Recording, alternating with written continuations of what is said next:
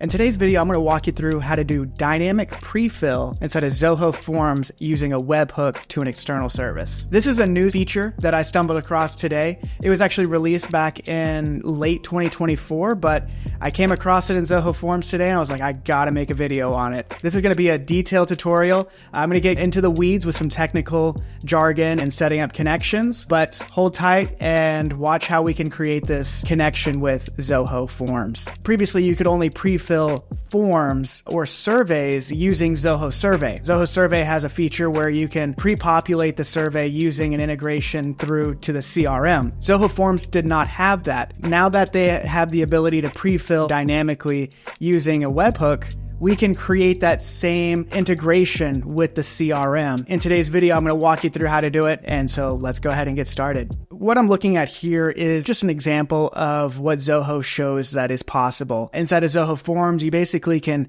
put in a field that acts as a search field. It's essentially a way to search a database. In their case, they're entering in their student ID, and then they click this little icon on the far right to search. And then whenever you click that icon to search, it's going to query that database, fetch a record, and if a record is found, it's going to populate the form using some field mapping. So first thing you need to do is we need to hop into Zoho Forms. And we're going to go ahead and create a form with some fields. This is a pretty simple form. I'm just asking for their email. And then I want to be able to pre-populate their name and address. So in this use case, I want the user to be able to type in their email address. They click search. It's then going to query the CRM contacts list. If a contact is found, then I want it to pre-populate the name and address. We don't have to stop here. We could certainly add other fields to this. We could query other databases. Maybe we wanted to query the leads module, or maybe we want to query Zoho Books or another application entirely. And this is not even limited to Zoho. I could query other databases outside of Zoho, maybe SAP or QuickBooks or another SQL server you have somewhere else. This is not limited to the CRM. In today's example, it will be the CRM because that's a heavily used use case. Whenever we go into settings, on the right here, we'll see dynamic prefill webhook. And then we can go ahead and click configure. And it asks us to choose a field. This is going to be the field we're going to search our database using. In this case, it's going to be the email address. Now, it's going to ask for some webhook details. And essentially what we're going to do is invoke an API call to a CRM API endpoint. And then we're going to create a connection, and that has to be authenticated. Because if we're just doing an invoke URL to CRM, it has to be authenticated. So before we can even do this, we need to create a connection. So let's go ahead and create that connection here. And it's going to hop you over into Zoho Forms. Now, keep in mind, you do need to be a system admin to do all of this, at least for creating the connections. So I'm going to go ahead and click Create Connection. And it says I need to create a new service. So let's go ahead and create that service. This service is going to be called, what are we going to call this? Let's call this Zoho CRM. Because we're connecting to the CRM, and we're going to do OAuth 2. Parameter type is query string, grant type is authorization code, and then we need a client ID and a client secret. Well, to get these, we actually need to go into another tab, and it's going to be api-console.zoho.com. It's going to ask us to log in, probably have some 2FA enabled. So let's go ahead and get logged in here. Great. Now this is going to hop you into the API console, and we need to create an application that we can use to connect. So we click Add Application at the top right, and this is going to be a server-based application, web-based applications that are built to run with a dedicated HTTP server. Click Create Now, and our client name is going to be Zoho Forms. Homepage URL is going to be zoho.com. And then our authorized redirect URIs, we just need one of them, and it's going to be deluge.zoho.com/delugeauth/callback. Now we go ahead and click Create. Let's just say Forms, because I can't put Zoho Forms in here. Now, when we create it, it's going to give us our client ID and a client secret. Let's go ahead and copy over the ID into this ID field and secret.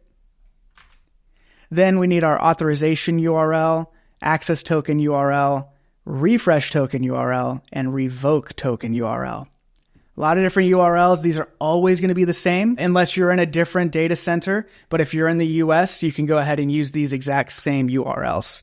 So let me go ahead and paste this here. The authorization URL is accounts.zoho.com/OAuth/B2/auth. And then the token URL and the access token and refresh token both share the same URL. It's just /token. The last one here is the revoke token URL, and that's going to be token/revoke. The last thing here we need to do is provide a scope.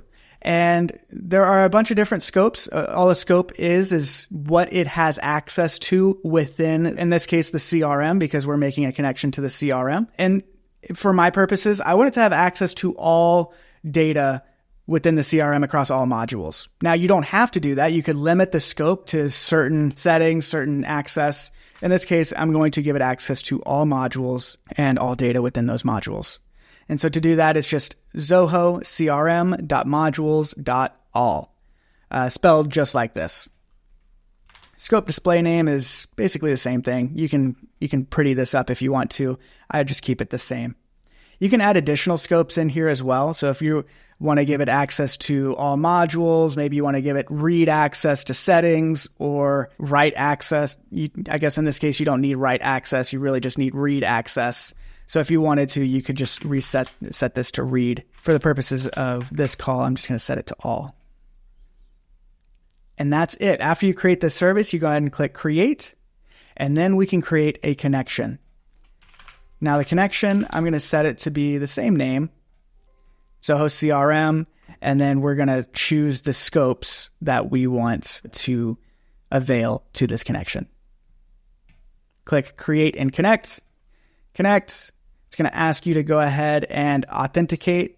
So I'm going to select our production environment. You could choose a sandbox or developer account, but we're going to choose our production environment and click accept.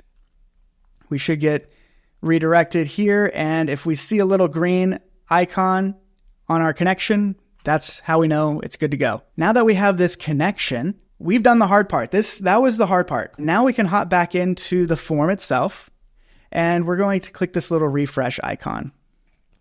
Now I can see that connection has been made available. With this connection, that makes the handoff to our endpoint successful. Now, what is the webhook URL though? So the webhook URL it could be anything. It could be a public URL, or it could be an API call.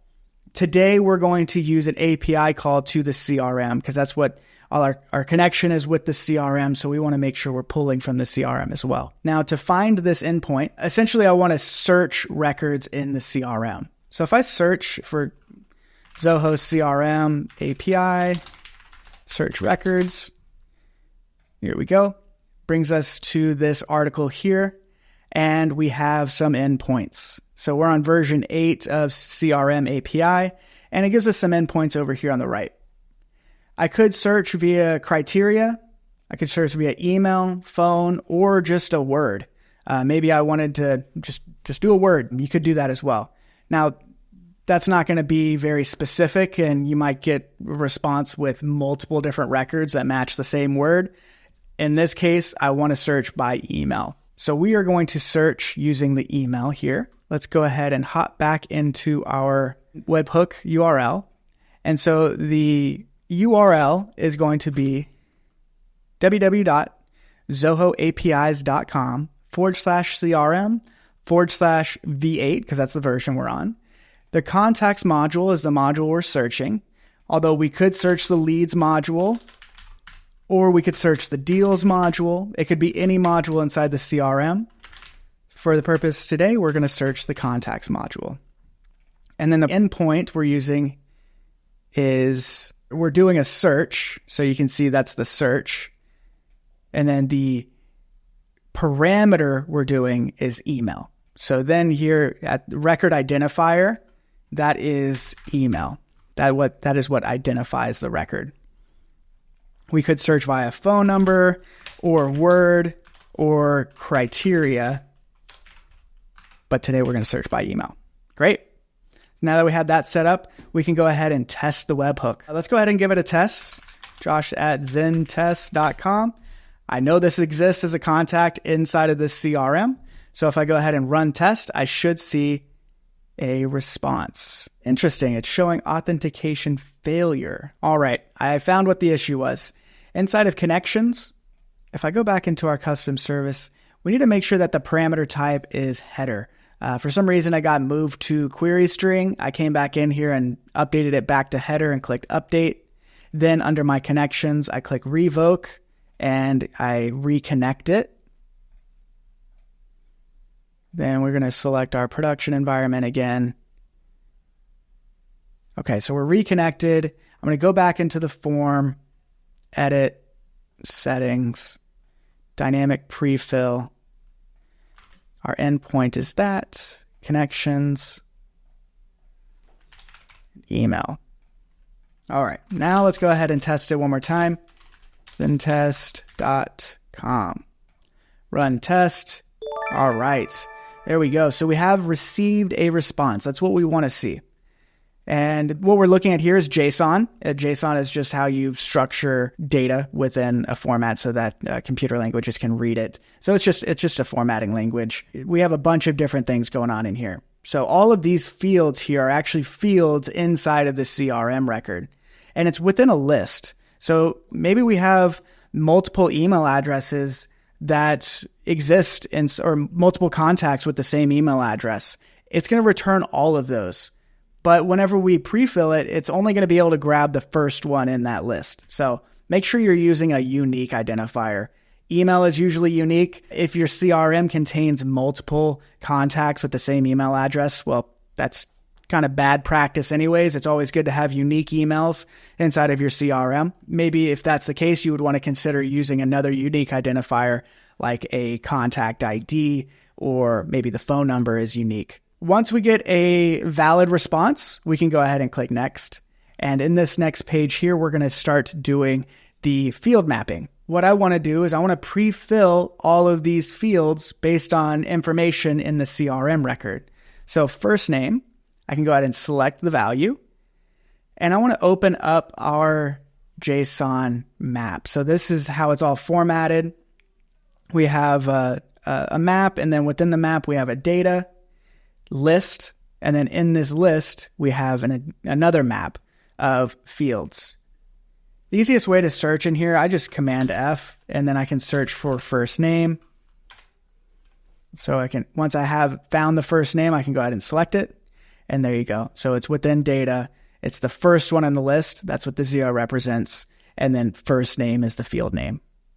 We can go ahead and do that with last name as well.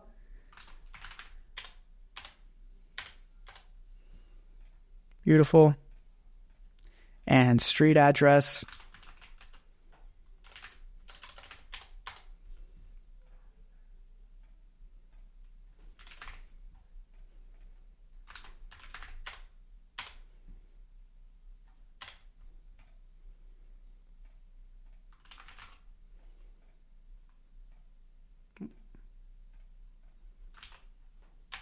There we go.